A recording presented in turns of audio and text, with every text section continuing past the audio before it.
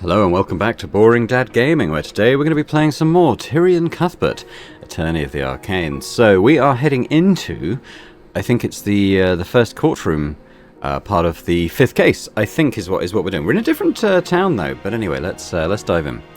Tyrion, we're definitely lost. Here we go, different town. You followed Lord Steelwind's directions to the letter, but it appears you found yourself in the ruins of an old city, rather than the estate of the Archduke. I don't understand. This should be the place. The map even has that giant tree north of here. This can't be the city of Leyden that Virgil A. mentioned. It doesn't look like anyone's lived here in centuries. But Lord Steelwind's directions were pretty straightforward, so why are we... Wait a minute. Did he give us the wrong location on purpose? Please, what kind of dishonourable clatting do you take me for? Lord Steelwind. What are you two doing standing around here for? The trial will be starting shortly. He's not alone either. He's flanked by a division of Kingsguard and Arya. But it's difficult to tell if they're escorting her or keeping watch over her. You can see one of the knights channeling a spell over Arya. It must be an anti-magic field. Even now, she must still be wary about someone taking control of her mind. Wait, this is where we'll be hosting the trial. Aye, the Archduke has always been sentimental about this place. And I doubt a normal courtroom would have enough space. What? I really don't know what possessed him to trust you. It's a miracle he's even taking part in this at all. But nevertheless, let's not keep him waiting. Before you can ask him to elaborate, he walks past you and heads towards one of the central buildings. It's completely dilapidated. You're a little worried it might collapse on you while you're in it. You look at the prosecutor and raise an eyebrow at her, but she merely shakes her head. It's clear she's just as lost as you are. Alright, well, I guess we're doing this. Ooh. The ruins are filled with everyone who was at the Grand Cathedral that day, and they all seem to be just as out of the loop as you are. The only person who seems to be unfazed by this entire situation is Lord Steelwind. He's taken his position at the opposite end of the room. It seems that he truly plans on prosecuting his daughter. Thank you all for coming here today. I appreciate your cooperation with our investigation. Why have you brought us here? This place is filthy. It's crawling with insects and vermin. My apologies, but what happens here today must be kept under wraps for now. I had to choose a location that was away from modern civilization. But nevertheless, I welcome you all to my home. Wait, you live here? I do. Your Grace, I knew you wouldn't bring us here unless you were completely certain. But I want to ask you one last time. Is this truly what you wish to do? There'll be no going back after this. What? I've made many mistakes in my lifetime. I gave Wivengard the means to protect themselves, but all it did was warp them into something monstrous. Is he going to be that dragon? I can't remember its name. No, I can't remember the dragon's name, but I mean, that seems to suggest it's him, right? The one they call the Scaled Lord? I grew bitter seeing what I created, so I isolated myself from my people. I thought my best course of action would be to stay in seclusion and lead Wivengard to fend for themselves. I see now what a fool I was. I abandoned my kin to survive in an unjust world. And now foreign powers have ingrained themselves in my kingdom. All because of my negligence. Foreign powers? Does he still suspect that you're an agent of the theocracy? Well, no more. It's time that the people of Wivengard and their enemies remember who watches over them. As he raises his hand, magic begins to swirl around him. What's going on? The entire room is violently shaking. Whatever he's casting, it's unlike any magic you've ever seen before. I knew it. A blinding light envelops him, but you can faintly see his form changing. It's expanding, and from it... Wait, is that...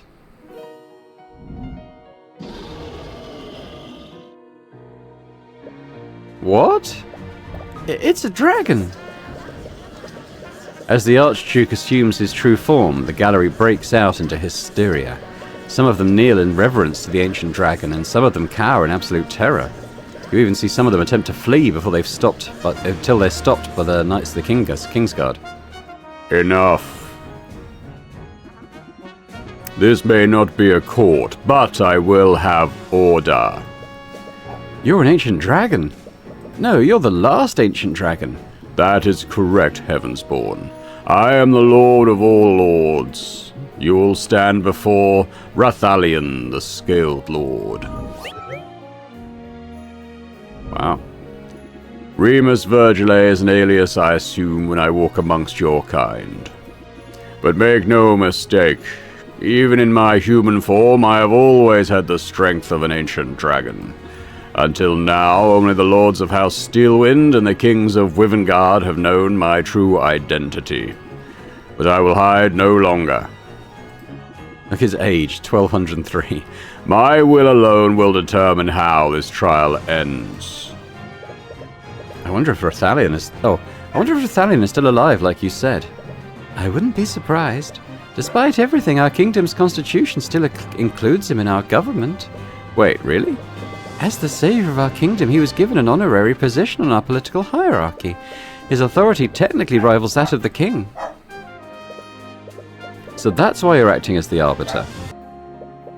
You're the only person with the authority to convict any and all of the nobles here.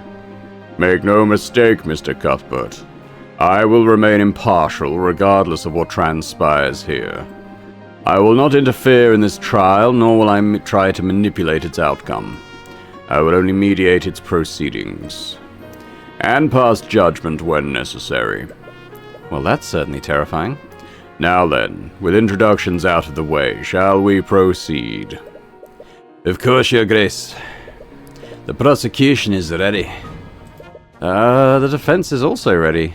I'm sure we're all thoroughly aware of why we're gathered here. But for the sake of doing this properly, could you please list the charges, Lucia? Yeah, of course.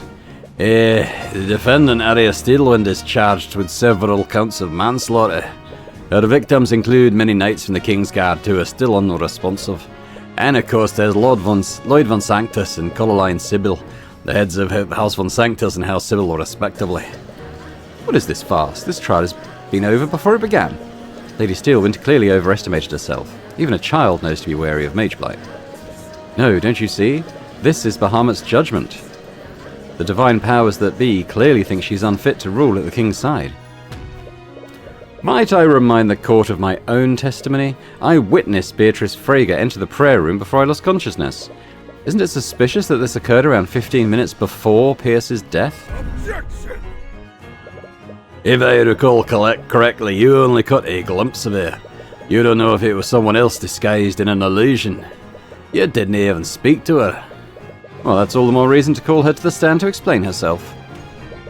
She has already testified that she has no memories of what transpired during the massacre. There is no need to drag this out any longer than necessary, Cuthbert. My client has a right to a fair trial, and Beatrice Frager's involvement clearly implies some sort of foul play. Enough.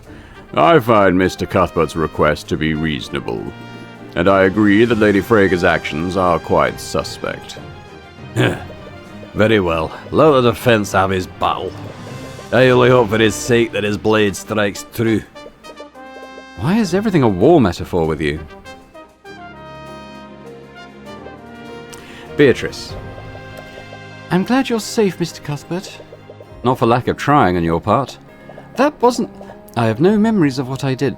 She's still being controlled by, Eris. It was interesting, though, in the garden, in I think probably the first... Well, in one of the previous episodes, she seemed to be aware of what Eris had done to her. She's the only one that that's true of. If I hurt you, I am truly sorry. She actually looks pretty sincere, but it's not as if this is the first time she's lied to you. To be honest, I'm still a little doubtful about your memory loss.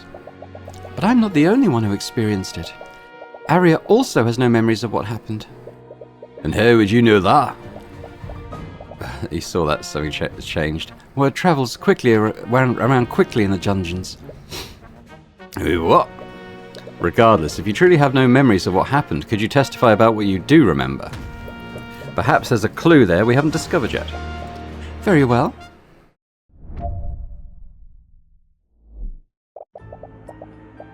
I was with my sisters and my guide, Eris Ilmater.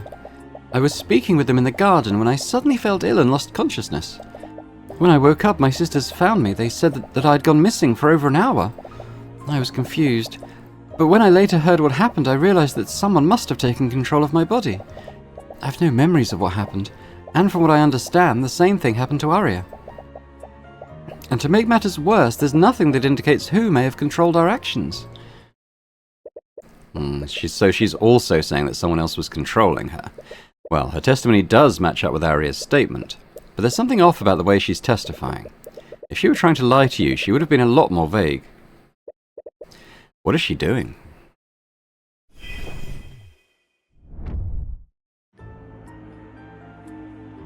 Okay, well, we'll press all her statements. She's been missing since the massacre happened. I really hope she's okay. Oh, make no mistake. She's definitely okay. What makes you so sure? Do you remember anything about what happened to her? No, but it's just a feeling. Enough of your speculation. Tell us what happened next, Freyga. If they were with you, shouldn't your sisters have noticed this? According to Leif and Miriam, their pet dog was running amok in the hallways. They left the witness with Ilmater to chase them down. Oh, he thought you heard the word vet. When the sisters returned to the garden, both Beatrice and Ilmater were gone. Do you remember anything after that? No, I really want to remember, but I can't. She certainly looks like she's telling the truth. But history shows that she's hardly trustworthy. And you have no memories of what happened? No, none at all. I can only imagine what I was forced to do while I was unconscious. Forced? What do you mean by that? So you're also saying that someone else controlled your body? Yes, it's the only explanation for why you saw me in the prayer room. Objection! Absolutely ridiculous. Arcane magic is not capable of mind control. You're spinning a fairy tale to absolve yourself. You're compelled to agree with him. So why do you feel like something's wrong? Well, think what you will. But please believe me when I say... Your statement does match up with what happened to my client. But you clearly already knew what happened to her. You could just be using that knowledge to fabricate an alibi. I suppose I can't blame you for thinking that after what you saw. Mr. Cuthbert, I know it doesn't mean much coming from me, but I am telling the truth. Well, that remains to be seen. Yeah, this one, I suppose. Why would you even bring that up? Well, if you had evidence that someone else was controlling us, it would exonerate both me and Arya. Think, Mr. Cuthbert. Well, I didn't quite catch what she was saying there. That would be the best case scenario, wouldn't it? What? It's nothing. She looks extremely frustrated for some reason. Well, anytime she tries to give anything away, her testimony gets changed. The way she's testifying is a little bit strange. She immediately concluded that someone had taken control of her. And why would she bring up what happened to Arya? Well, let's have a look at what we've got. We've got quite a lot of stuff here to work through.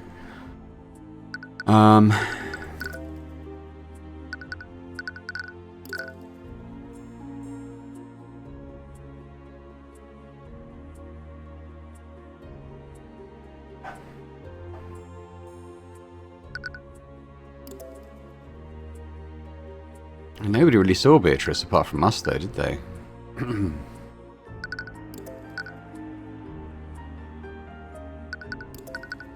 Let's go through these statements again. I was with my sister and my guide, Eris.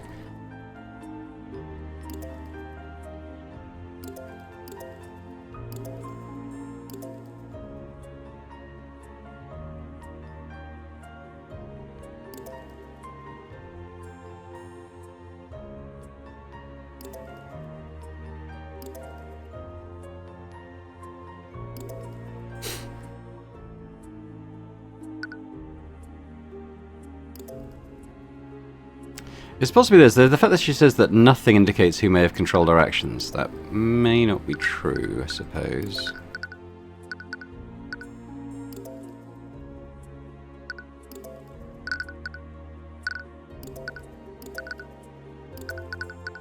Oh, there's quite a lot here.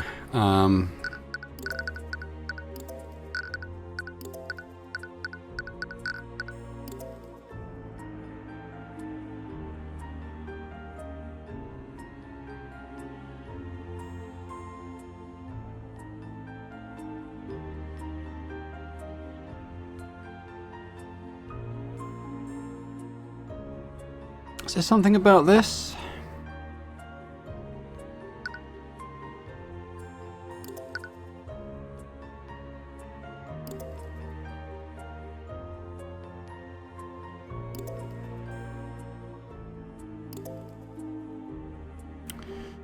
Over an hour. Is there something to do with the timing?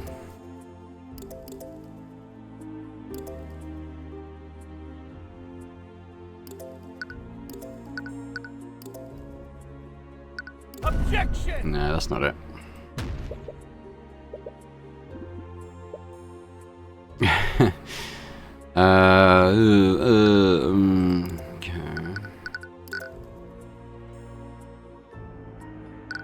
I don't have anything that kind of shows the entire timeline, do I?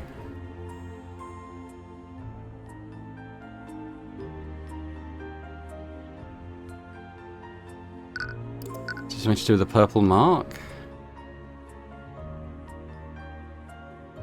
Yeah, she didn't have the did she have the purple symbol? I bet she didn't. Objection! Why would she say something like that? You found the contradiction, but it was almost like she gave it to you. Beatrice, you said there's no indication of who orchestrated this. But there is one piece of evidence that does just that, albeit loosely. And what would that be? This symbol. You pull out the parchment with the purple mark on it and show her. Marinath, what are you doing? What's wrong? He's using his powers to suppress our connection. Magic. I can't actually see what you're trying to show me. Marinath, can you stop being petty and just let her see it? I don't take orders from you, Heavensborn. I wonder, Mr. Cuthbert, what is on that parchment? You see, Beatrice, Arya has been investigating a string of murders throughout Wivengard. These murders appear to be unrelated despite how gruesome they are. But they all share one thing in common. This symbol was found at each and every crime scene. Objection! Don't tell me my daughter has roped you into her little conspiracy theory. Your mind-controlled offence would be laughable if it weren't downright insulting. Lord Steelwind, during the gap in Arya's memory, someone placed this mark in her pocket. It was clearly some sort of taunt from whoever orchestrated this. Nonsense, she clearly drew that symbol herself during a psychotic episode. I had to listen to her go on and on about her insane theory. She was obsessed with it. Mr. Cuthbert, aren't you curious about what just happened? What are you talking about? Think about it. Why did... My apologies, I don't know why I said that. Ah! Is everything okay, Beatrice? Yes, I'm perfectly fine. Anyway, it looks like you'll have to figure the rest out on your own. Figure out the rest on my own? What do you mean by that? There is nothing to figure out. Your Grace, these two are making a mockery of us by spouting these insane theories. The defence clearly has no case. End this charade at once. Considering what I know, I'd like to indulge this theory. What? The judge is finally giving you a chance for once, that's a first. You shouldn't waste this opportunity. You've actually been noticing it for quite a while. Beatrice has been acting strangely since the trial began. It's suspicious, but not in a way that seems to implicate her. It's almost like she's intentionally trying to make you realize something. Why don't you pull on this thread a little more? She just asked you if you were curious about what just happened. You're not sure why she stopped herself when you asked for elaboration. But whatever she's trying to draw your attention to must be significant. Beatrice hid a contradiction in the testimony. Oh. Presented. Oh.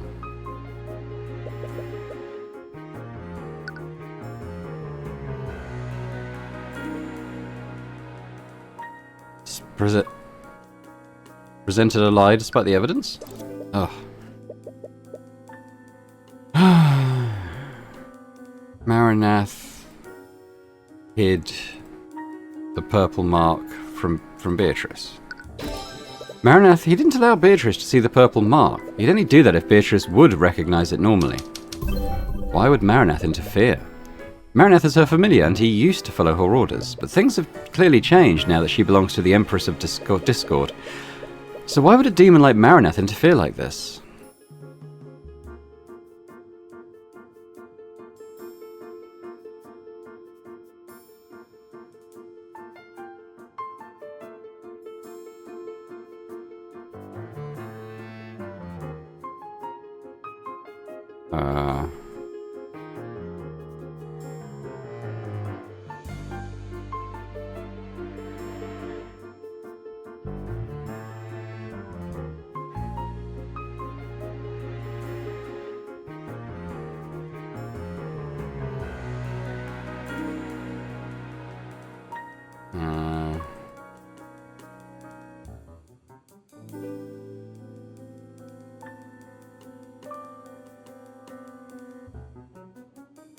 Mastermind is related to a demon?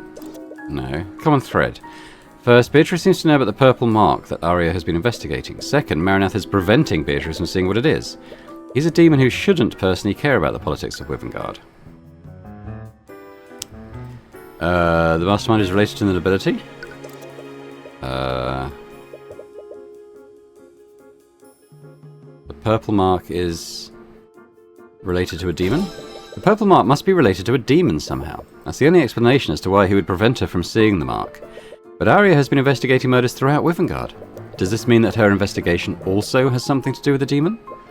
Arya suspected that each of the murderers was acting against their will. And now both Arya and Beatrice are also claiming they were controlled. How could something demonic control Beatrice? You can't explain what happened to Arya and these other individuals, but you do know why Beatrice might not have full control of her actions.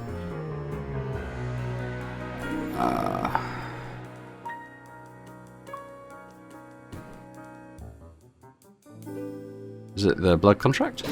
You recall what was written on Beatrice's contract during her trial. It said what would happen if she failed to claim House Freyga. Her soul, her mind, and her life would all be claimed by the Empress of Discord. What does this tell us about Arya?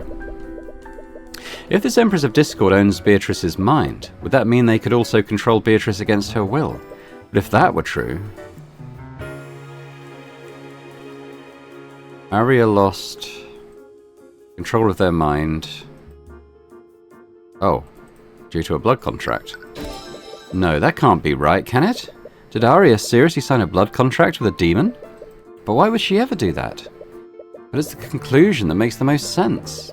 You can't think of any other way someone could control her against her will. And there is one way to find out for certain. The Divine Edict. That same ability used against Beatrice during her trial. It was instinctual at the time, but you have some understanding of how it works. It creates a copy of a blood contract between a contract holder and the demon who created it. But for it to work, you need to know the name of the contract holder. In addition to that, you need the name of the demon who created the contract. Right now, you're only relying on guesswork. But going off what you know, the demon who made the contract must be... It's got to be Marinath, I suppose, isn't it? Oh.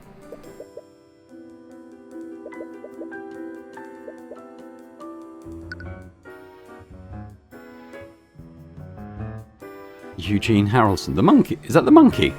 The Empress of Discord? The so-called Empress of Discord. She was mentioned in Beatrice's blood contract, but you still have no idea who or what she is. However, she was mentioned in a blood contract created by Marinath. She must be a superior in some way. That might explain why Marinath doesn't want Beatrice to identify the purple mark. You're not sure if a pseudonym is enough, but it's the closest you can get with what you know so far. You've been awfully quiet for a while, Mr. Cuthbert. What are you thinking about? He's probably imagining new ways to futilely stall for time.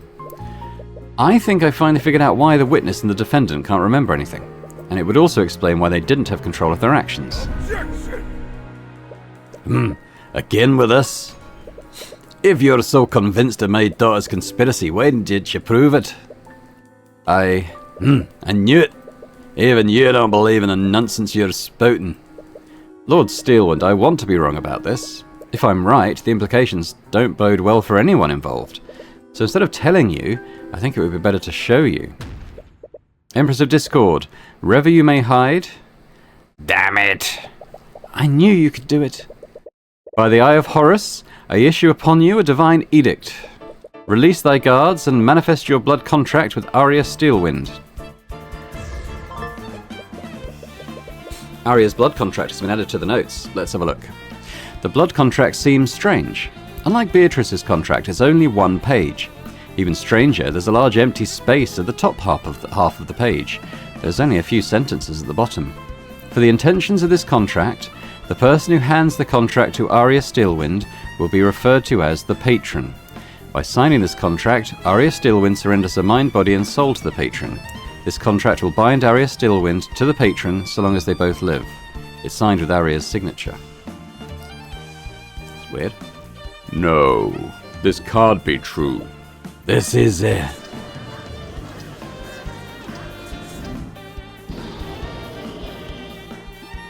Enough. Stop prattling amongst yourselves. Objection! Nay, this is a sham. This wretch has clearly created a convincing fabrication. It's genuine, Lucio. It's impossible to falsify something like this. You can't know the truth anymore, Lord Steelwind. There is a way to control someone else's actions. Arya Steelwind wasn't affected by Mage Blight. She was controlled against her will. With this evidence, there's no doubt that Arya did sign a blood contract. But it still doesn't make sense. I agree. Even if Arya was the type of person to sign a contract with a demon, there isn't a single part of this contract that benefits her.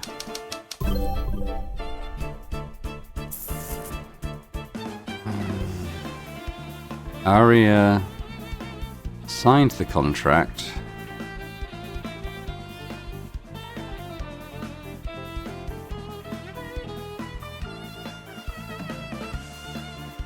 Because it looked like a normal document.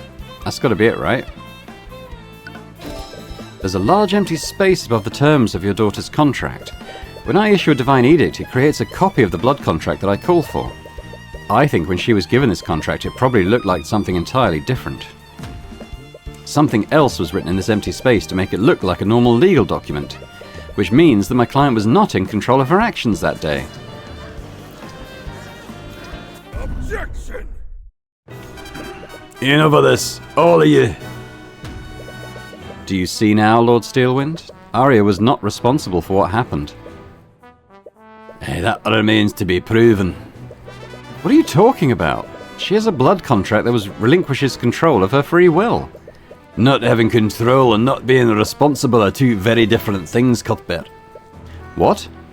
I'll admit, the defendant may not have had control of her actions while she murdered the victims. However, she did have full control of herself when she signed this contract. Are you serious? No one in their right mind would willingly sign a contract like this. And what would Beatrice Frege? Was she in her right mind when she made a contract with the demon Maranath? If we can't hold the defendant responsible, surely we should also acquit Lady Frege for the murder of her father. That's hardly the same thing. I, for one, failed to see the difference. A fool made a deal with a demon, and as a result, several esteemed members of the nobility were killed. She's your daughter, Lucio. And how does that change anything? Damn it, he seriously doesn't care if he convicts Arya. Honestly, this only places more responsibility on her for what happened. I could have accepted if she'd been reckless and accidentally induced Mage Blight, but to sign a contract with a demon? That only further espouses the need to put her down. She was clearly tricked, Lucio. Aye, is that so? As a fellow attorney, would you really sign a contract without carefully inspecting it?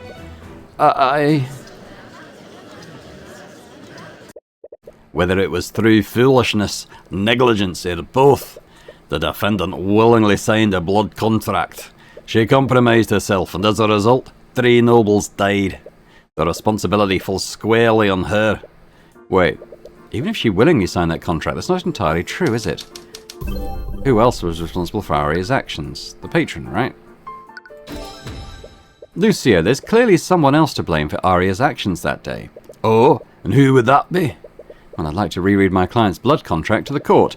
By signing this contract, Arya Steelwind surrenders her mind, body, and soul to the patron.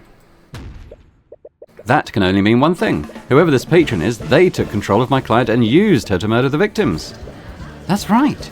They could still be out there. None of us are safe until this patron is apprehended.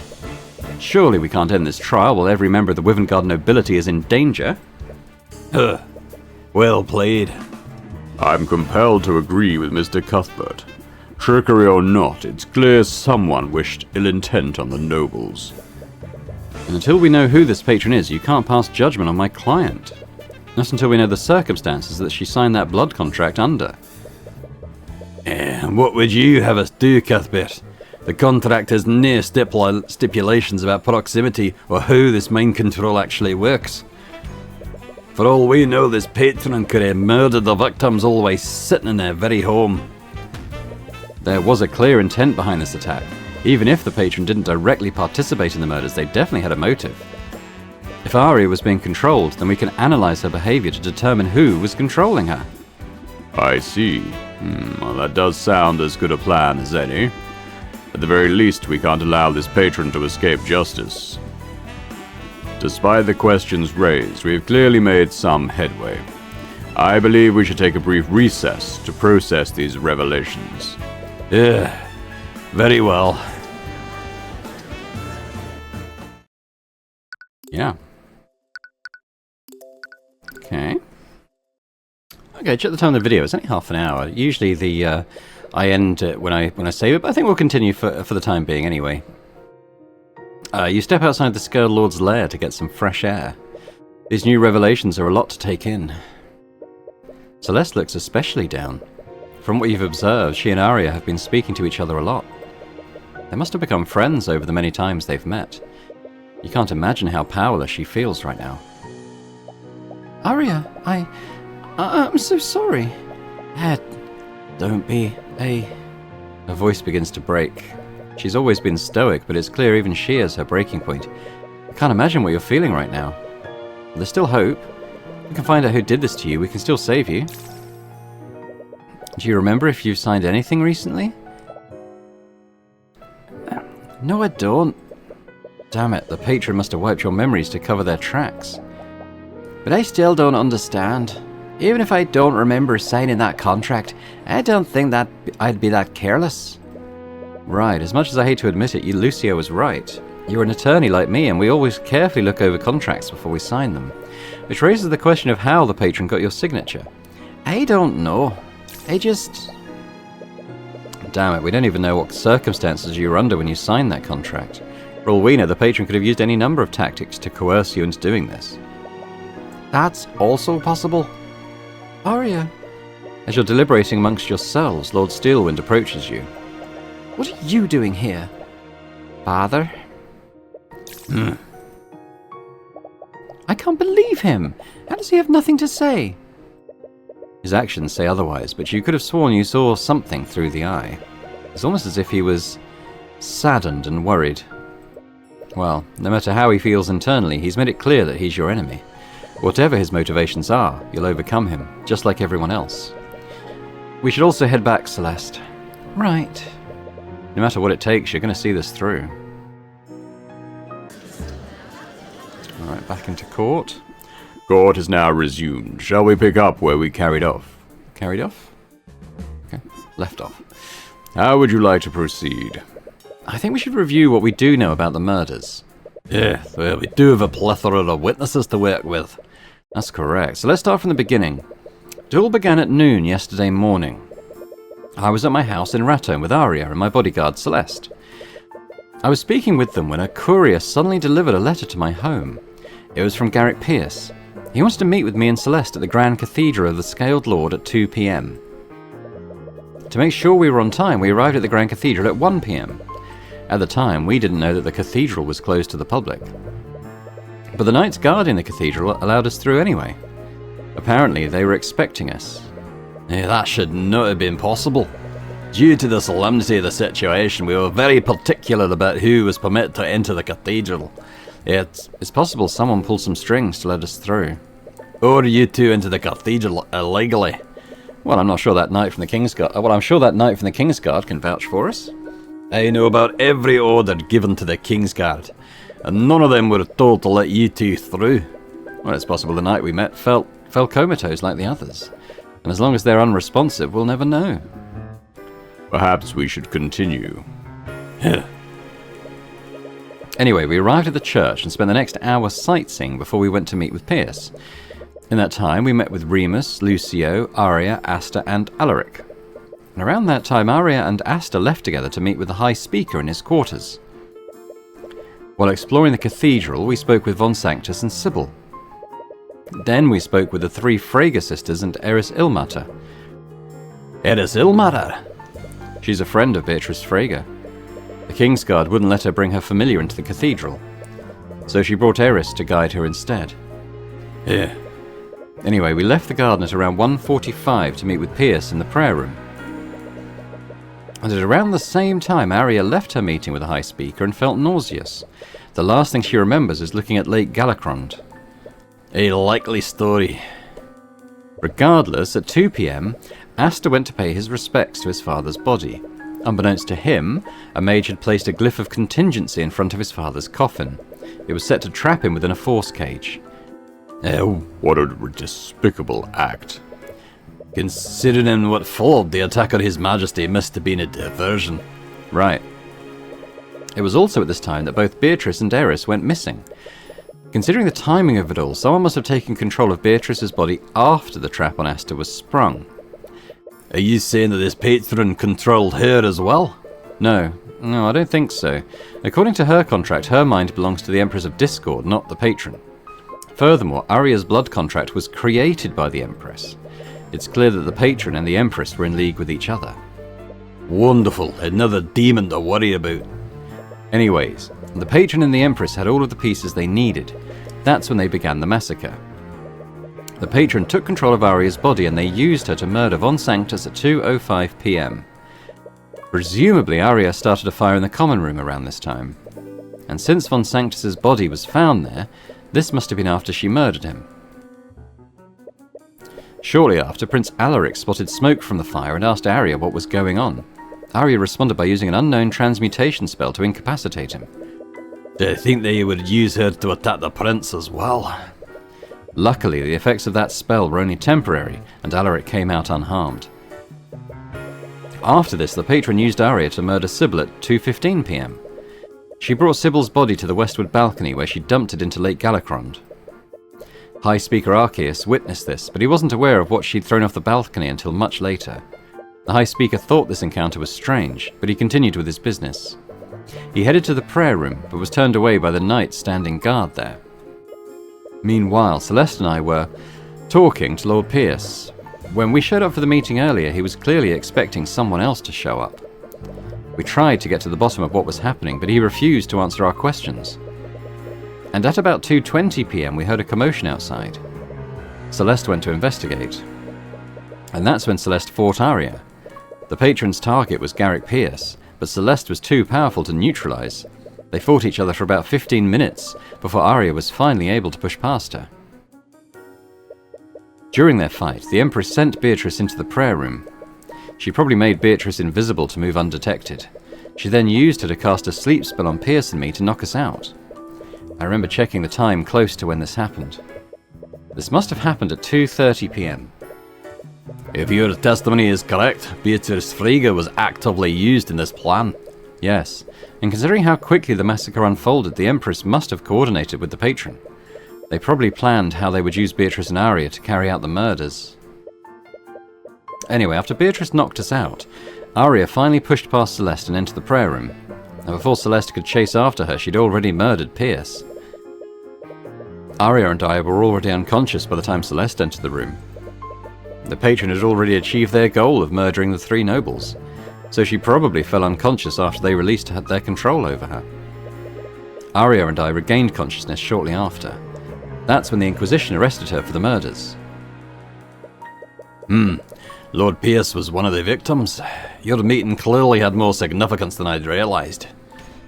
So, tell us, Cuthbert, what was your discussion about?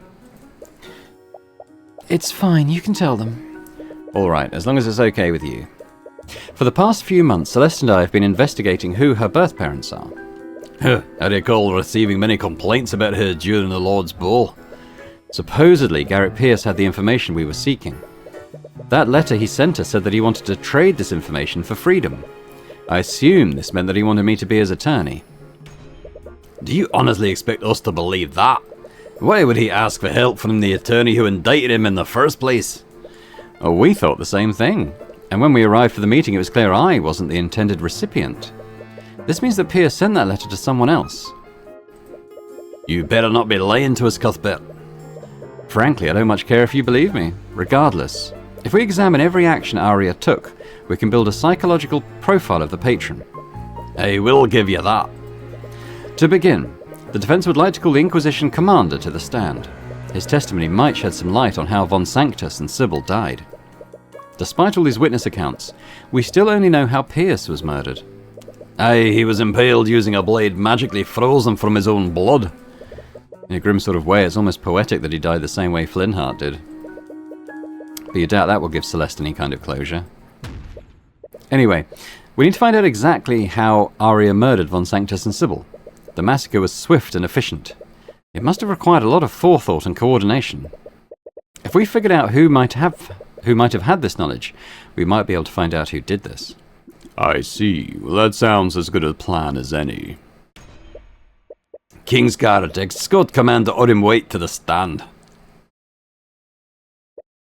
Witness, please state your name and occupation. Commander? I'm sorry, I just can't do this. How am I supposed to act like this is normal? A giant lizard is standing right behind me. Calling me a lizard is highly offensive, Commander. Sorry, your scaled lordship, sir. Commander, just try your best to testify about what happened. Yeah.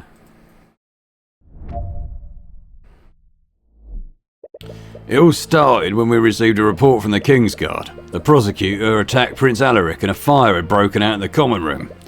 We weren't sure what the deal with Stilwyn was, so we went to the common room to put out the fire. But when we got there, we noticed a bunch of unconscious knights in front of the prayer room. We went to the prayer room, and that's when we found Stilwyn and Cuthbert unconscious next to Pierce's dead body. We later found the bodies of Von Sanctus and Sybil too. That's when we realised that she offed all three of them. So you still have no idea how Steelwind was used to murder Von Sanctus or Sybil? Not a clue. It's especially worse for Von Sanctus. That fire burned a lot of the physical evidence off of his body. What about Sybil? Was there any physical evidence on her body? No idea about that either. She didn't have any wounds. All we know is that she died of suffocation. There's definitely more information you can glean from their investigation. Alright, let's press him. And this is mainly based on Prince Alaric's testimony, am I correct? Yeah, we still have no idea which transmutation spell she hit him with. Judging from the time of the report, this must have been well after all three of the murders occurred. Yeah, it's unfortunate how that played out. If Steelwind really was controlled, whoever controlled her knew how to get the job done quickly.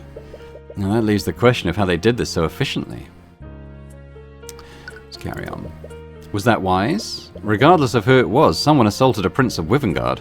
Well, we were already dealing with the king who was trapped in that force cage. Honestly, a lot happened in that hour. And most of our attention was focused on keeping the royal family safe. Yeah, we can already conclude that the attack on the king was a distraction. Whoever orchestrated this must have known we'd focus our attention on keeping the royal family safe. Yeah, I suppose that makes sense. And the casualties still included many knights from the Kingsguard. They probably had to spread their forces thin to protect everyone else and handle the fire in the common room. What did you do when you arrived at the common room, Commander? Did you see Arya or Celeste? No, we only saw the aftermath of their fight. There were marks and craters everywhere in that hallway. Pierce's time of death was 2:45 p.m, and the knights didn't arrive at the common room until 3:10 p.m. They didn't arrive at the prayer room until well after the battle had taken place. Wait, wouldn't that mean you were in that room with Pierce's body for 25 minutes? Why didn't you look for help? You weren't waking up for some reason, so I kept channeling my healing magic into you. Looking back, I probably should have just looked for help. But even if Arya was unconscious, I didn't want to leave you alone in that room with her. Right, sorry. Recalling that moment is clearly taking a toll on her mind. You should be more careful. Judging from the timing, this would have been several minutes after he'd already died. Yeah, and we had no idea what was going on. Pierce was already dead, and you and Steelwind were unresponsive. I can see why I'd be unresponsive. I was hit with a spell specifically designed to make people sleep. But why would Arya be unresponsive too? We got no idea. We'd never even heard of demonic possession until today. For all we know, it could have been a side effect of being controlled for over an hour. I suppose that makes sense. But could that common thread truly be a mere coincidence? That last statement was a little vague. Perhaps you should ask him to elaborate more on one of the murders. But whose murder should he elaborate on? We'll work down and we'll see if anyone stands out. Could you elaborate more on Von Sanctus's murder? Was there any evidence that implied how he died? Well, like I said, it's tricky with Von Sanctus because the fire partially burned his body. And our divination magic can only tell that he died of suffocation. I see, so there's no other physical evidence. Well, there is one thing. From his burn marks, we do know that he was hit with a firebolt before he died. We're guessing she wanted to weaken him before she dealt the final blow. So he took a direct attack from her before he died. Anyway, please add this to your testimony, Commander. Sure, whatever you say, kid.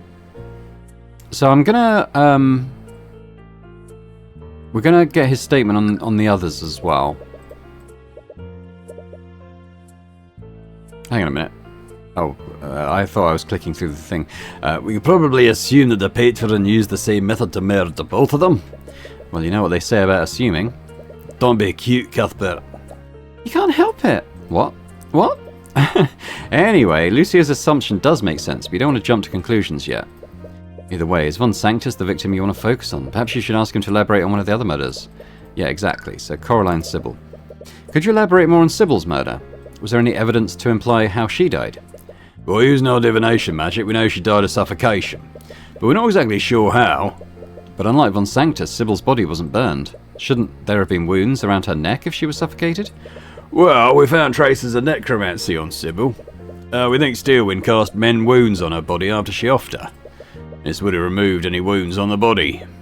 It's exactly like what happened with Catherine Bellwether. Yeah, the only wounds she has are from the impact of falling into Lake Galacrond. Anyway, please add this to your testimony, Commander White. Sure, whatever you say, kid.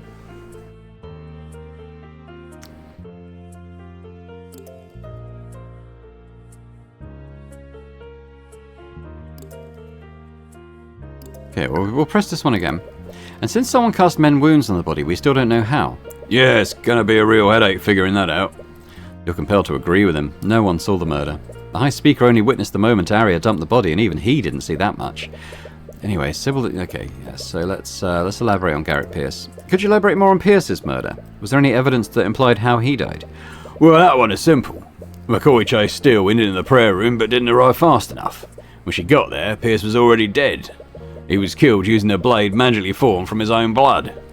But why would she do something like that? When he murdered Flintheart McCoy, he only used shaped liquid to avoid leaving behind any evidence. I doubt the patron would make Steelwind do the same thing. Their intent was to pin the crime on her. Well, we think she knew McCoy was on her tail. She didn't have enough time to suffocate him as she did with Von Sanctus and Sybil. She didn't have any weapons on her, so she must have had to improvise. But she has other spells that could have done the job. She could have hit him with a steel wind strike. I know from experience that she's terrible at controlling that spell. It's possible she didn't want to unleash such a powerful spell in a closed room. Well, that sort of tracks, but it still doesn't feel right. You can't really refute it now, it'd be best to move on. Anyway, the other two murders were really well planned. Pierce's murder was the only one that required improvisation. It's possible the patron severely underestimated McCoy's combat capabilities. She fought my daughter for almost half an hour. Meanwhile, the other two murders occurred within quick succession of one another. Yeah, I see what you mean. Anyway, please add that to your testimony, Commander White. Sure, whatever you say, kid. So, she probably didn't have time to suffocate. She must have improvised a weapon using shaped liquid.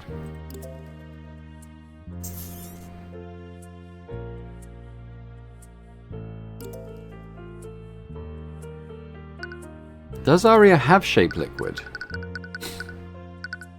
Where is she? Ah, she does. Okay. She's got men wounds as well.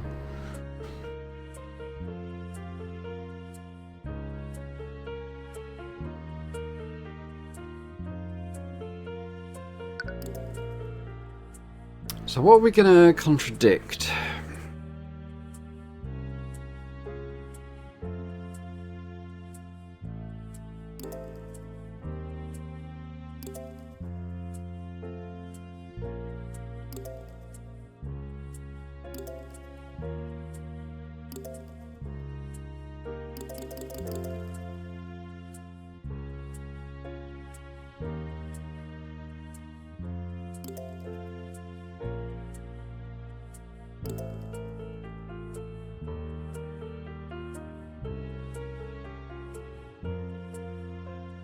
I mean, my big question here is why didn't they use Beatrice to kill Pierce if they were controlling her too?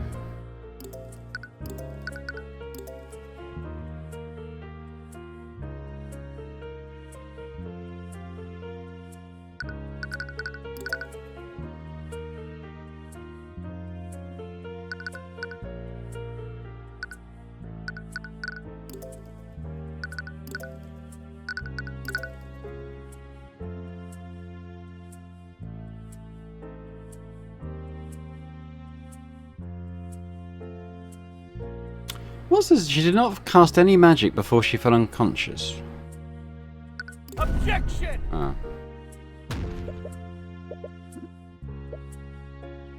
Okay.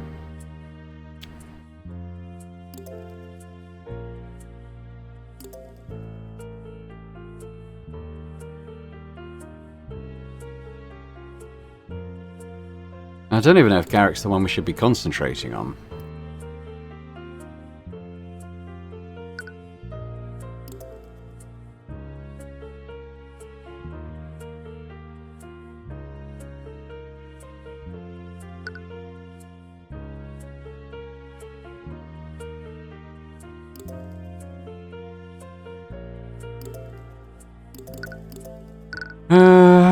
What have we got?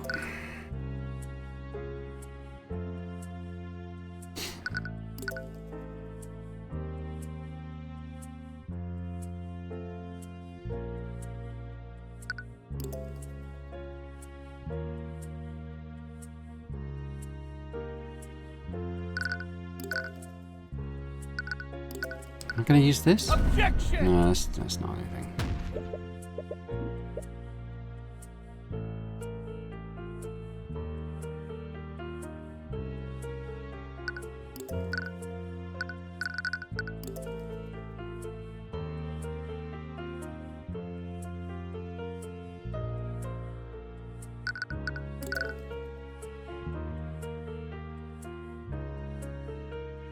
Objection!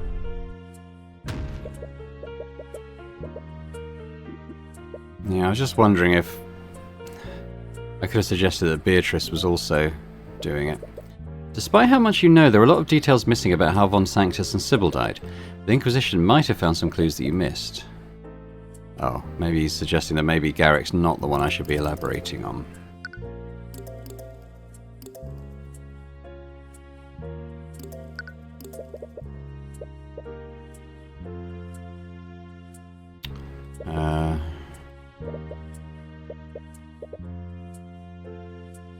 Okay, he's suggesting that Arya couldn't have fought Celeste. My daughter is a worthless soldier. She's no talent for the combat, and I've experienced McCoy's battle prowess firsthand.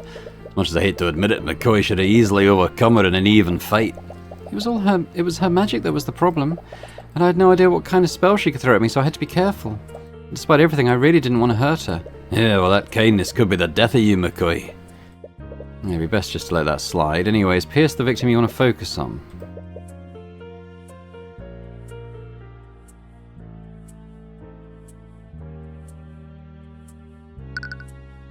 Let's go back to Lloyd. I won't read the text again. Died of suffocation. There's no physical evidence.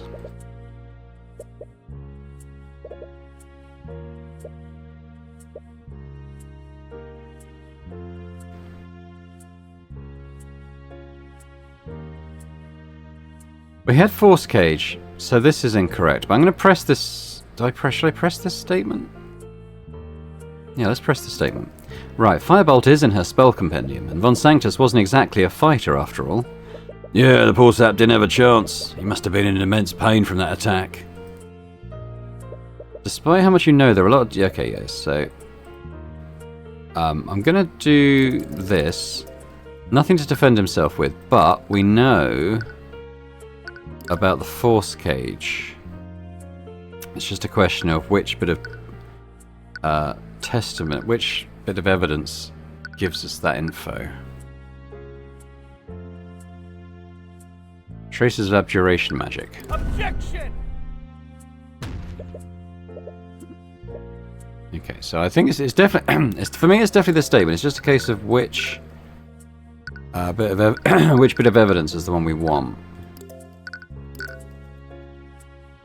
Yeah, maybe it's this one. Objection!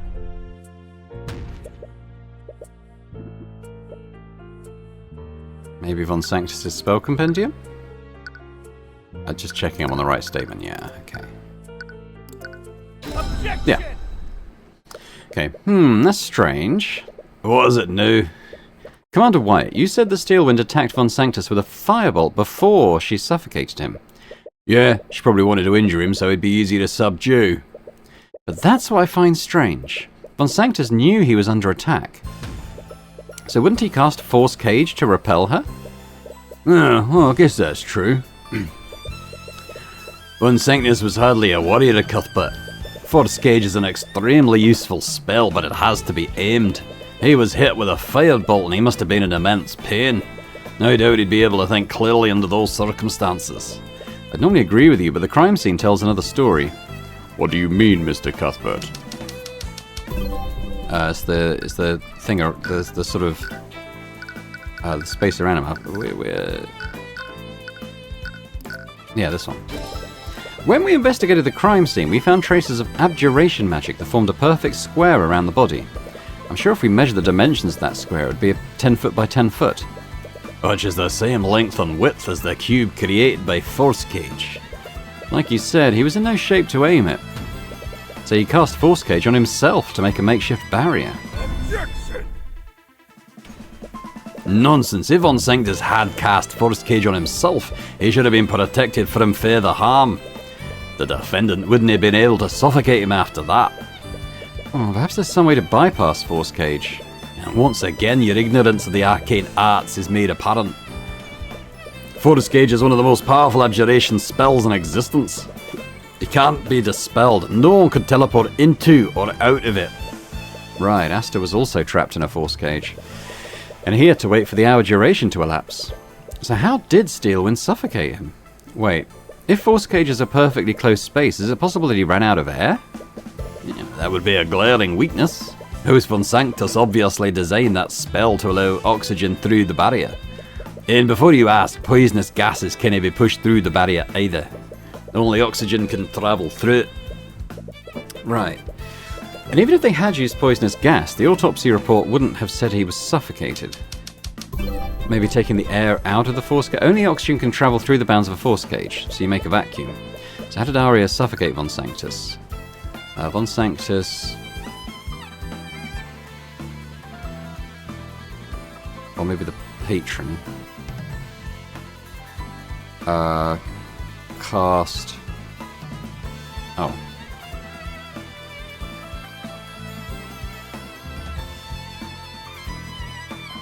The fire consumed all the oxygen inside the cage. Oh. What? Arya had no way to physically, yeah. If she was outside the force cage, how could she have suffocated him?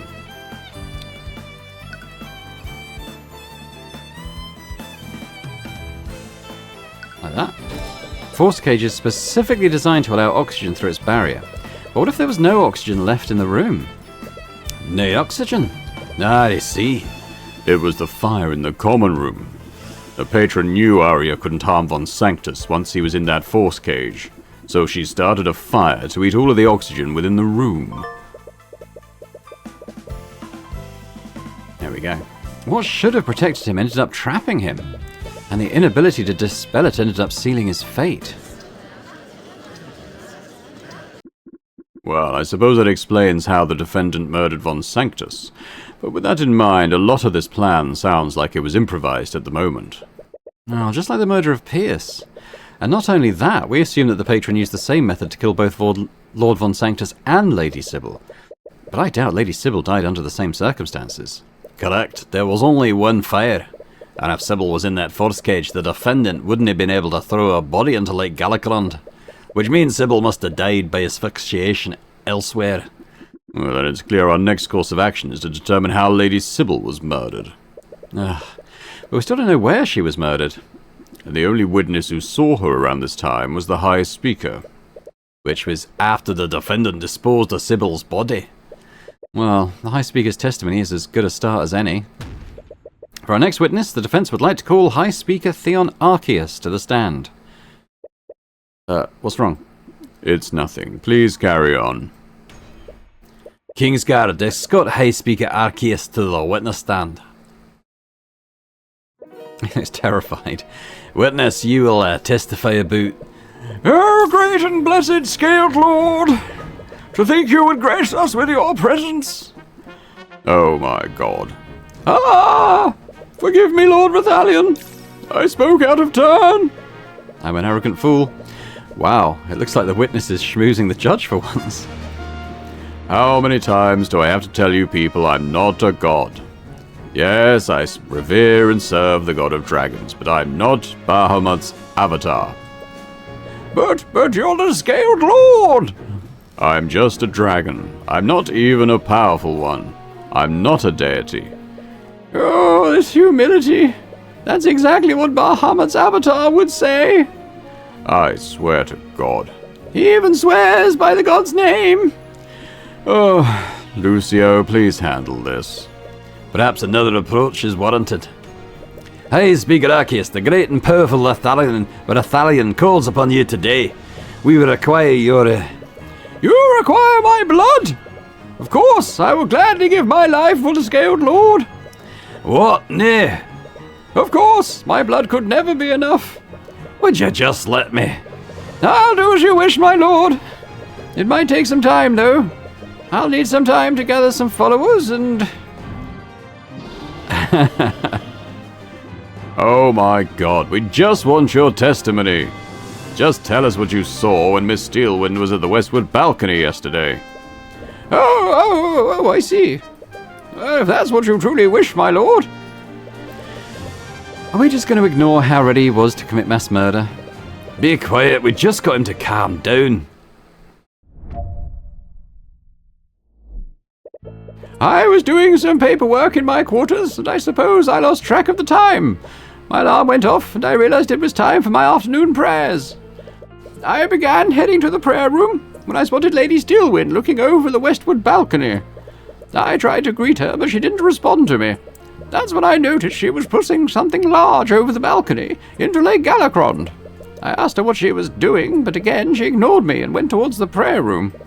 I thought nothing of it and made my way there as well. That's when the guards there turned me away. I went back to my quarters to do my prayers there. Considering the timing of it all, this must have happened minutes before she began attacking the prayer room. Yes, I consider myself lucky. Scaled Lord must have graced me with divine luck. Please, just stop. Considering how quickly she was moving, there has to be a reason why she waited there. Was she waiting for the High Speaker to leave? Perhaps you should closely examine the timing of these events. Yeah, she was fighting, He would have seen her fighting Celeste. Let's press all his statements. An alarm? Oh, it's a rudimentary artificery device. I use it to remind me to conduct daily prayers. I see. And do you have it set to go off at a specific time? Yes, it's set to go off at 2:10, 5 minutes before my afternoon prayers. What was her expression like? Oh, it was very cold and emotionless. The patron must have had control of her when this happened. Yes, well, that certainly makes the most sense. Right. What time did this happen? It was shortly after my alarm went off. It would definitely be before 2:15 p.m.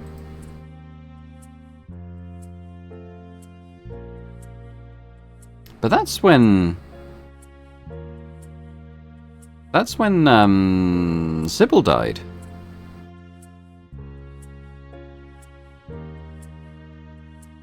I think I know how Sybil died. I think she drowned. Because she had stone skin on. So I think she sunk to the bottom of the lake. Drowned. But let's continue pressing these statements. And that must have been Sybil's body. I suppose so. You don't sound so sure of it yourself. It's just that I recall Lady Sybil's garb to be much brighter. Meanwhile, the thing I saw Lady Steelwind throw over the balcony was much darker. Right, you mentioned that before. It's clear that it's just a trick of the sunlight. That balcony is directly above where we found Lady Sybil's body in Lake Garacond. You obviously saw the defendant dumping the body. What else could it have been? Yes, I suppose all right. The patron was probably trying to keep her on track, but I'm surprised she didn't attack you. Even if the patron was trying to frame her, she hadn't killed Pierce yet. Yes, I'm a little confused about that myself. But perhaps I should just be happy I came out of that encounter unharmed. Anyway, how long did you talk to her? Our encounter was very brief since she was ignoring me. It couldn't have lasted for more than 2 minutes. Just keep going. Right, and these guards are still comatose. It makes you uneasy that you still don't have an explanation for that. Did the Empress of Discord use some kind of demonic magic to do that? The Eye of Horus doesn't leave magical traces, so it's possible that demonic magic is the same. By the way, it's awfully convenient he left right before the attack on the prayer room happened. I suppose you'll have to put a pin in that for now. Anyway, what time did this happen? I believe it was 2:15 p.m. That's when I usually arrive at the prayer room. But it was later than that. You were in your quarters during the massacre. Yes, as I've mentioned before, my room is magically soundproof. My guards and I were woefully unaware of what was happening. Didn't know what was happening until some members of the Kingsguard came to inform me of what had happened to the king. So members of the Kingsguard were there with him, and he mentioned that his guards were there too. They can all probably verify this, but it's a little hard to believe how close he came to harm that day. Anyway, how long were you in your quarters for? I waited there until the Kingsguard notified me that it was safe. I think I waited there until 3:15 p.m. Which was around the time that Arya was arrested. There's a very small time frame between Sybil's death and Arya's attack on the prayer room. The details of his testimony could make a huge difference depending on when each event happened. Just see if he remembers the exact time each part of his testimony occurred. Did I not do that already? 2:10, 2:15, 2:15.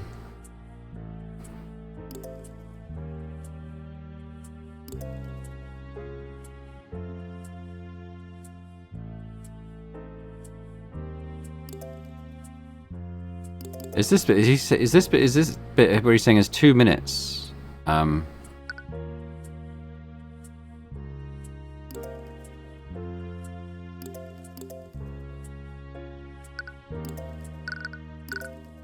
Oh, 2:18 p.m. Well, that still doesn't... Yeah, that doesn't add up. Hang on.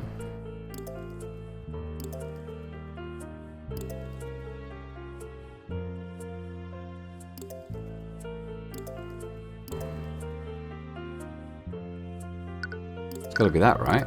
Objection! Wait, what? Is something wrong?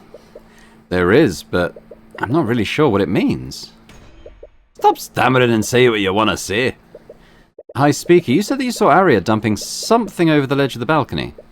There's no need to be vague, Cuthbert. It's clear from the evidence that he saw my daughter dumping Lady Sybil's body. Well, that's the thing, Lord Steelwind. It couldn't have been Sybil's body. What are you talking about? The location from that balcony to where we found Lady Sybil's body lines up perfectly. That may be, but where the witness said he saw Arya dumping the body before 2:15 p.m. Wait. You see it too, don't you, Lucio? How did Arya dump Coraline Sybil's body into Lake Galacrond before 2:15 p.m. if her time of death was 2:18 p.m.? Took her a while to drown. I see. That does seem peculiar. We know the defendant threw Sybil's body from that balcony. There'd be no other explanation for how it ended up there. Yes, that's also true. Perhaps she was still alive when Arya threw her off the balcony. She could have been knocked unconscious with a sleep spell. Your Grace, there were no traces of conjuration magic on her body. And even if she were asleep, she'd not survived a fall from that height. The distance from that balcony to the lake is more than 30 stories. And the autopsy report say that the cause of death was suffocation, nae blunt force. Right, so when did she die? She died after she hit the water. She must have died after she hit the water. But Mr. Cuthbert, Lucio just said that she would have died upon impact. But that's assuming she didn't do anything to lessen the blow. She might have had the opportunity to cast a spell to protect herself. That might explain why her body isn't as damaged, despite falling from such a great height. Objection! Again, that didn't match with the evidence. Lady Sybil's spell compendium contains the spell Slow Fall. If she'd had the opportunity to cast a spell, she'd have used that spell to slow her descent. And she wouldn't have taken any damage from hitting the lake if she'd done that. That's a really good point. But just indulge me for a second.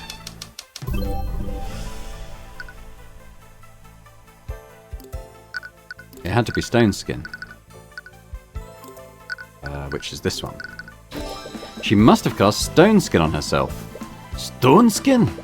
If you recall, the High Speaker mentioned that something was strange about the object Arya threw over the balcony. It was much darker and didn't match with Sybil's usual garb. Almost as if there was something else Sybil was wearing. That object was actually Lady Sybil protected by a layer of stone. And that still doesn't explain why she'd cast that instead of Slow Fall. He's right. She was being attacked. Sybil cast Stone Skin before being thrown into the lake. She cast Stone Skin on herself before she was thrown into the lake. Arya must have attacked her, and she cast that spell in response. Yeah, well that would protect her from the Steel Wind Strike. But that doesn't seem quite right. What do you mean?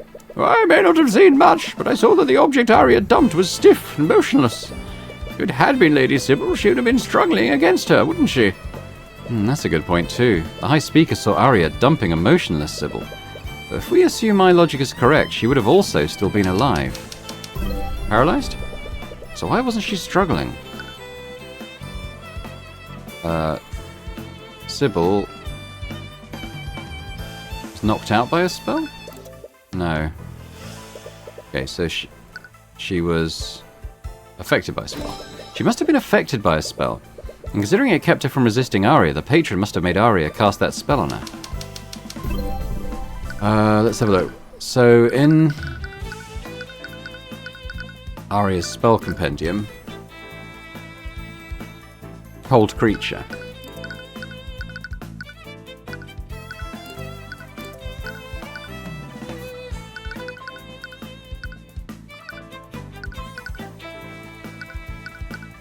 Now I've got to find it. Is it this one? No.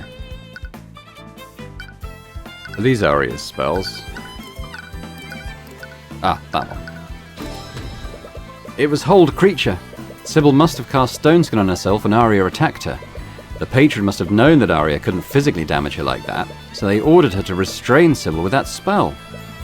Oh, and Sybil died by suffocation? That's right, Lucio. She drowned. Even if she was restrained, Sybil was still protected by Stone Skin. That would have left only one option for the patron. Sybil drowned. Or Arya drowned. The patron drowned. Oh no, wait. Sybil drowned in Lake Galacrond. Sybil suffocated when Arya threw her into Lake Galacrond. Her Stone Skin lessened the impact of the fall, but it also made her drop like a literal rock. Arya's Hold Creature spell prevented her from moving or releasing her spell. She was helpless as she sank to the bottom of the lake. I believe that covers all three of the murders, then. Aye. Lord Von Sanctus suffocated to death in his own force cage.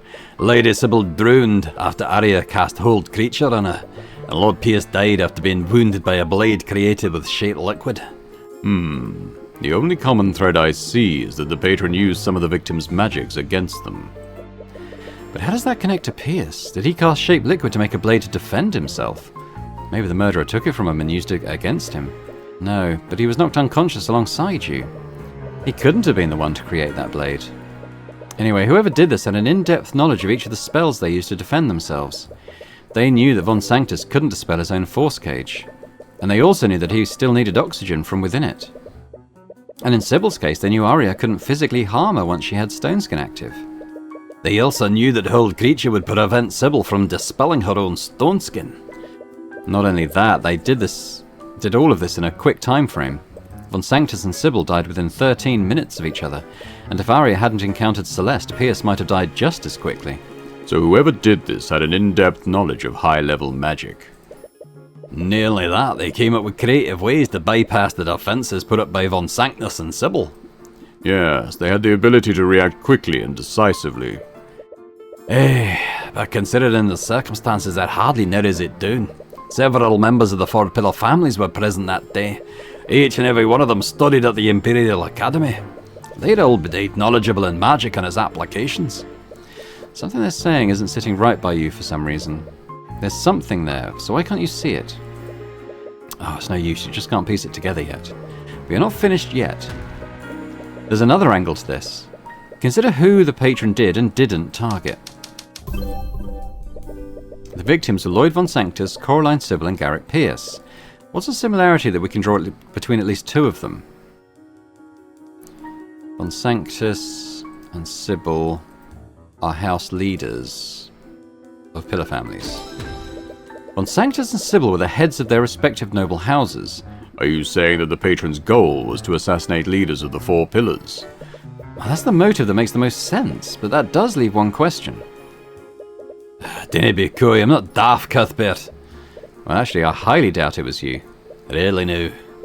Out of most of the people there, you could have easily tricked your daughter into signing a blood contract, but why would you need to do that? You're the Grand General of Wivengard's military, and the cathedral was filled with your men. You could have easily equipped one of your best mages to carry out this massacre, and you wouldn't even need to make a deal with a demon to do so. So why wasn't Lucio targeted then? Well, from her encounter with Celeste, it's clear there's a limit to Arya's combat capabilities. The patron might have simply doubted Arya's ability to defeat the Grand General. But there's also another explanation.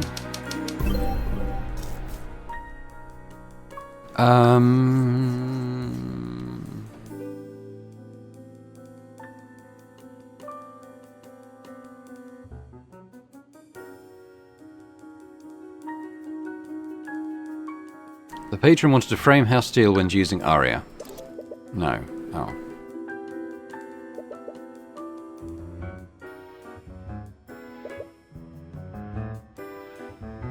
Well, how's that wrong then?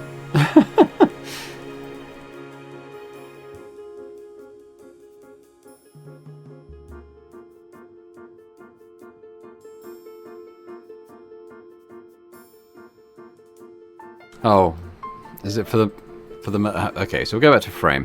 The patron wanted to frame House Steelwind for the murders. Yeah. I think my answer was equally valid, by the way. The patron wanted people to suspect House Steelwind for the murders.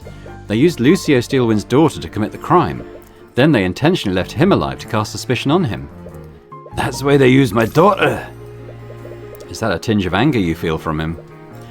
Anyway, that leads me to my next point. Imagine if we never discovered Arya's blood contract with the Empress of Discord. What would have happened?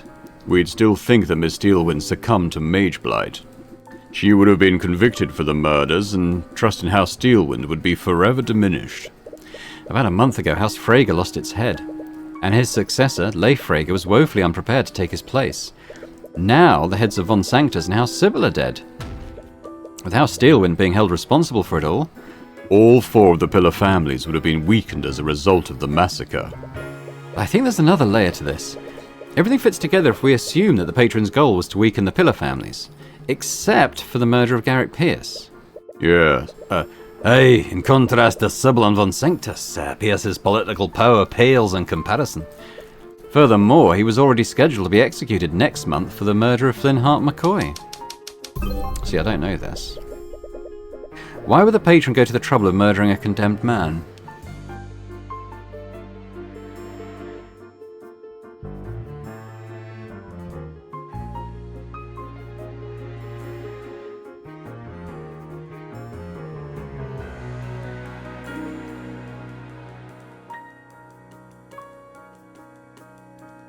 Did Pierce sign it?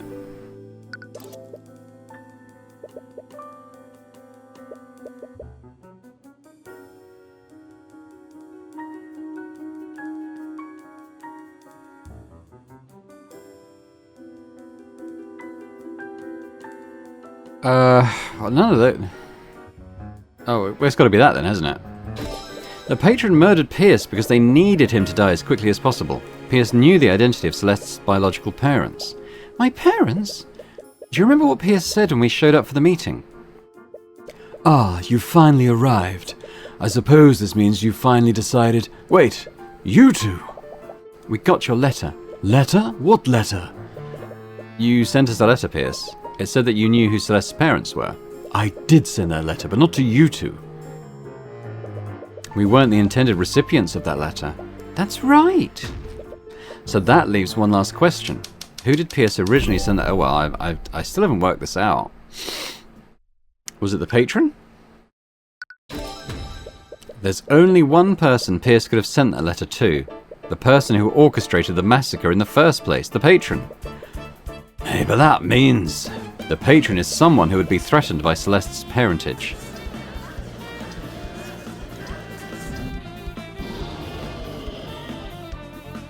Order. Order in the court. But I don't understand. I'm sorry, I know this is a lot to take in, but I think they were targeting you for some reason. Pierce knew the identity of Celeste's parents and attempted to blackmail the patron with this. Instead of complying with Pierce's demands, the patron instead sent the letter to me.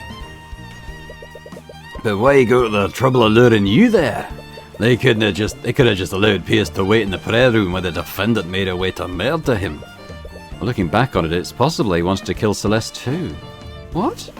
They knew I wouldn't meet with Pierce alone, and the information he had was about her. The patron correctly guessed that I'd bring her with me. By killing both Pierce and Celeste, they'd eliminate any threat Celeste would pose to them. But who would be threatened by such information? The mere existence of McCoy posed a threat to them. It must have something to do with her birthright. Right, so who would that leave?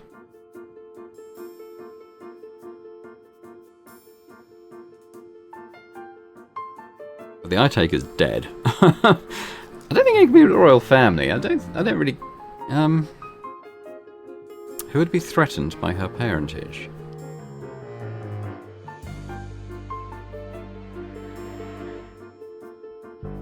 Is it the royal family? King de Wivengard just recently died. What if Celeste was a member of the royal family? You think I'm a princess? I don't want to suspect Asta, but we need to consider every possibility. And when it comes to conflicts of inheritance, a royal line of succession is the first thing that comes to mind.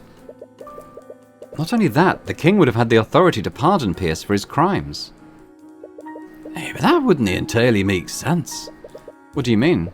If McCoy was abandoned at a tavern in Cornhaven, we must assume she's a bastard child. Okay, I don't know why you have to bring that up. My point is that King Olivier wouldn't abandon a child of pure royal blood.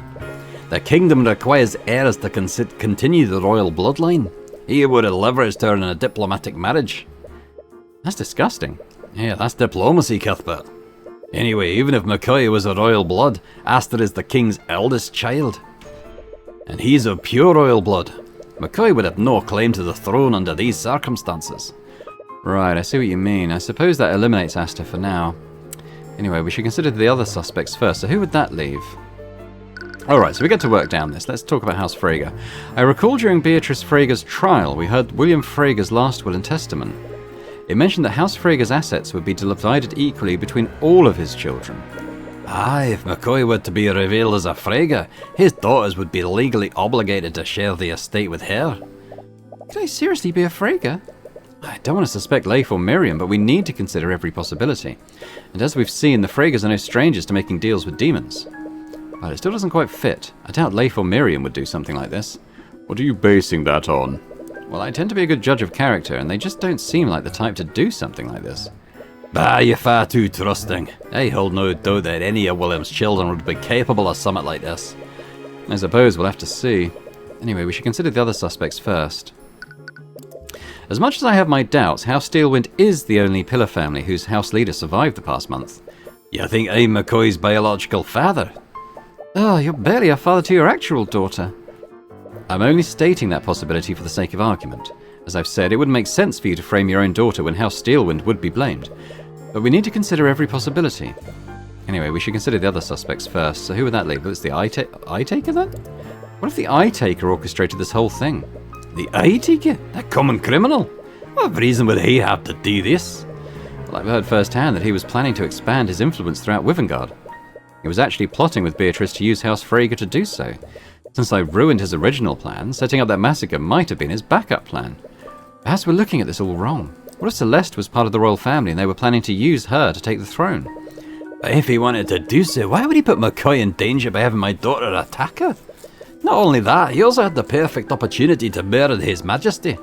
Imagine if he had placed a more lethal contingent spell in that glyph of contingency. His Majesty might very well have died alongside Von Sanctus, Sybil and Pierce. Yeah, I suppose you're right. But we need to consider every possibility, but I can't think of anything else.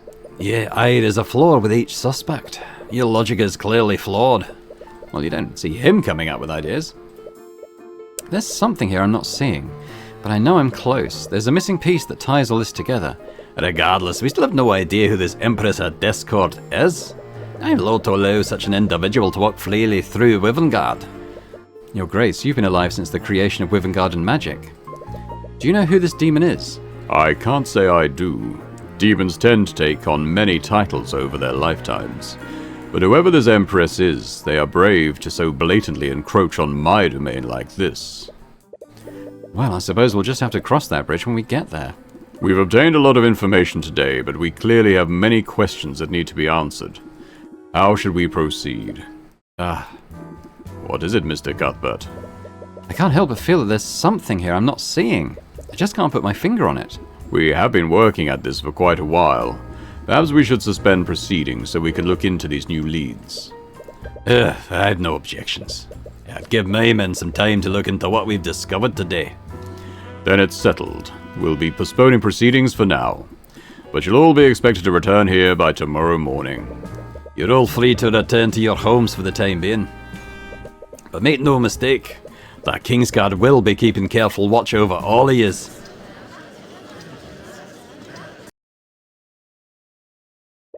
There's still this constant nagging sensation in the back of your mind. Hey, Tyrion? It's as if you've forgotten something extremely important. Tyrion? Oh, what is it? What could possibly be so important yet so difficult to remember? Tyrion! Sorry. I was just thinking about everything. You're looking really stressed out. Do you want to head back to your house to rest? No, we've only got a day until the trial resumes. If we can't figure out what happened after tomorrow, the magical traces will dissipate. But you already know what happened, you just don't know who did it. Yeah, but we should speak with the suspects again. Maybe if I get lucky, I'll see something through the Eye of Horus. But one of the suspects is the Eye Taker. What are you going to do about him? Well, I suppose I'll have to speak with him too. What? No! What if he tries to kill you again? Arya's life is on the line. That's just a risk I'll have to take. Tyrion, do you even understand what you've been pulled into? What? Someone just murdered a bunch of nobles and they even attacked members of the royal family. Now there are ancient dragons and demon lords involved too. Isn't this above your pay grade? Ouch. You know that's not what I meant. It's just that this whole thing is crazy, isn't it? It's fine, it's just like any of our other investigations. It's not though. What if the Empress of Discord attacks you? What if the patron decides that you're getting too close to the truth? What if I can't... Her voice begins to break. Celeste? Are you still worried about what happened during the massacre? I'm fine, I already told you that you didn't do anything wrong. You almost died, Tyrion. I know. Tyrion, you almost died. I know, Celeste. No, Tyrion, I don't think you do. Do you have any idea how worried I was when she broke past me? When I saw you all lying on the floor, so many things were going through my mind. I don't know what I would have done if you were... She can't even complete that sentence.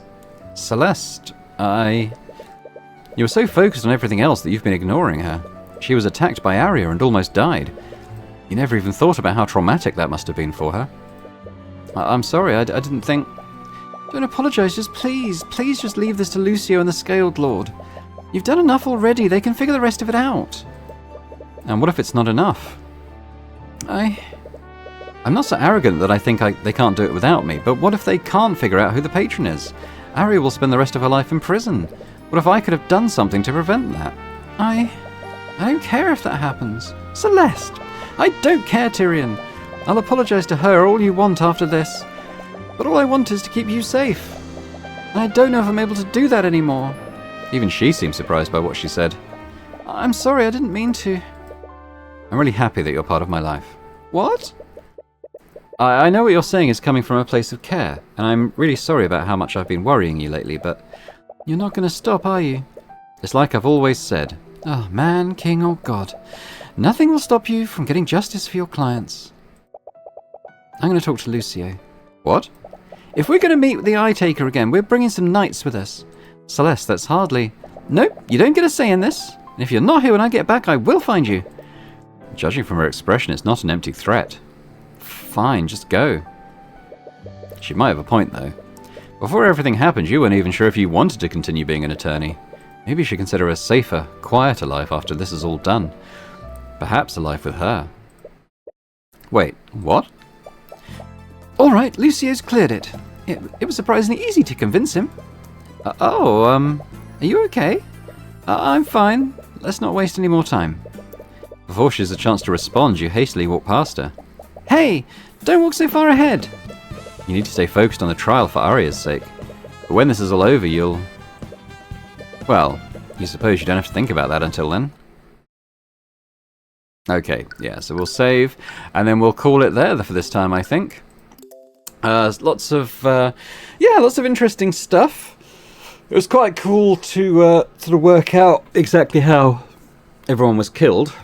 Kind of piece together, you know, the stuff that we'd found at the scenes and stuff. So that was kind of cool the way all that came together.